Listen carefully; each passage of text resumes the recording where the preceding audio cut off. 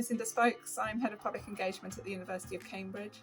I'm a researcher by background and now spend my time supporting researchers to engage with their key communities and stakeholders.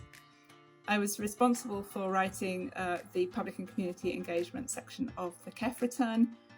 And my question for this event was around the use of narratives versus metrics and getting the balance right. How do we ensure we get a real understanding of what goes on within a university, both the reach and its significance? We are an extremely devolved institution. I can't tell anybody to anything. I can ask. I can be quite persuasive. It's all about building relationships, both externally but also internally too.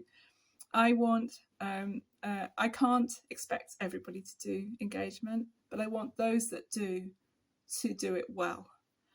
So we've prioritised training, and that's across the entire university.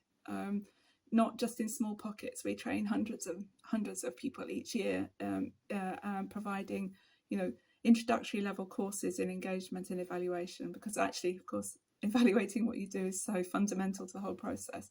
And then specialist courses on stakeholder engagement, different audiences, different communities, and then different formats. So that and we're here to advise, to help. So we put that support in at the base. And then support researchers themselves to do engagement. So we're here to support, not to do the engagement. But we do provide huge platforms for them to start their public engagement journey, and that's our big festival. And I see that very much as a training opportunity.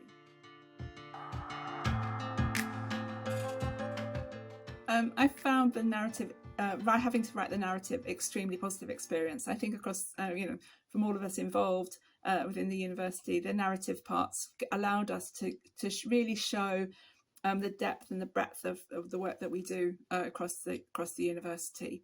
For us, the HEBCI return would be a very interesting and useful set of metrics to use, because it absolutely plays to our strength. We do lots of this sort of this dissemination, inspiring and informing type engagement with very large reach. But I don't think that really shows the sort of depth and complexity of what we do very well. It just shows the reach. So I think it's getting that balance between reach and significance that the narrative allows us, and the metrics don't.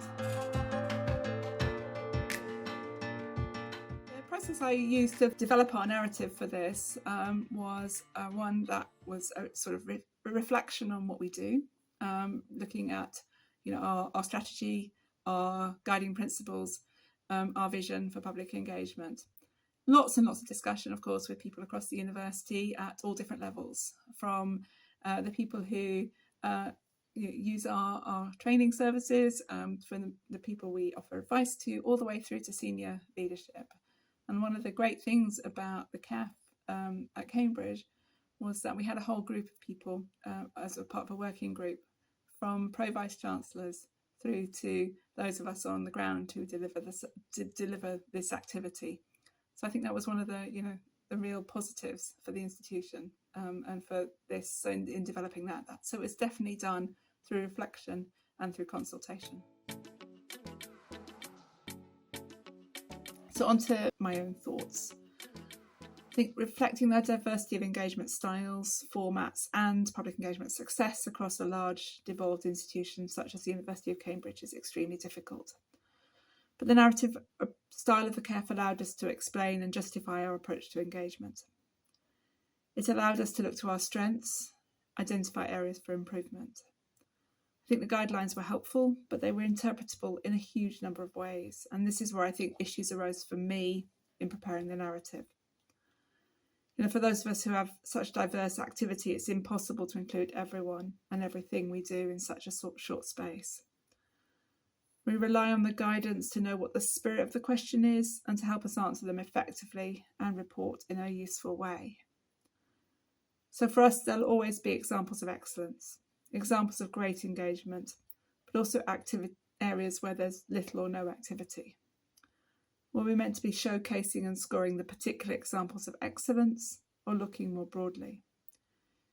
Should we report on the rather less glamorous structural support for public engagement that supports researchers and public engagement professionals across the whole university? I assume the latter. I see REF as one way by which we measure the first.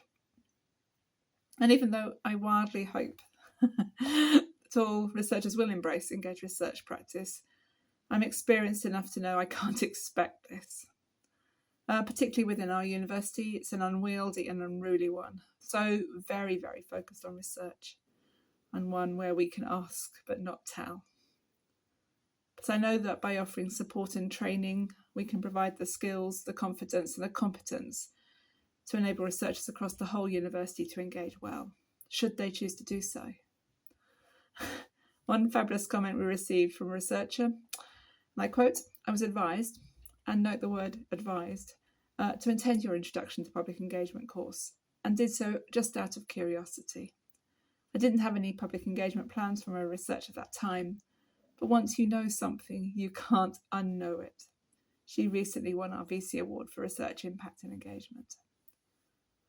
But I digress. The second part of my question was about metrics.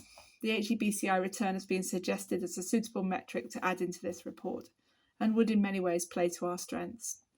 Our museums are extremely active and popular. We run a large festival, educational programmes, and deliver extensive online activity in this space. This means we report many million engagements each year. On the negative though, this reliance on numbers has the potential to lead to a one-size-fits-none approach to engagement that prioritises reach over significance. One that doesn't reflect well both either the local or the global communities we work with. It doesn't reflect the drivers, the skills and the resources we have, and the varied research portfolios of our university. And don't get me started on the HEBCI guidance and how tricky it is to know what data can and cannot be included. So the definition of public engagement is of course unnecessarily broad. At university, we prioritise public engagement with research, led by researchers.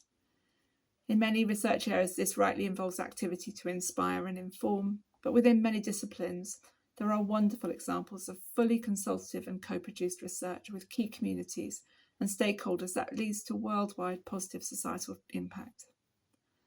We have much to do in our community, and we look to our peers for advice and examples of good practice.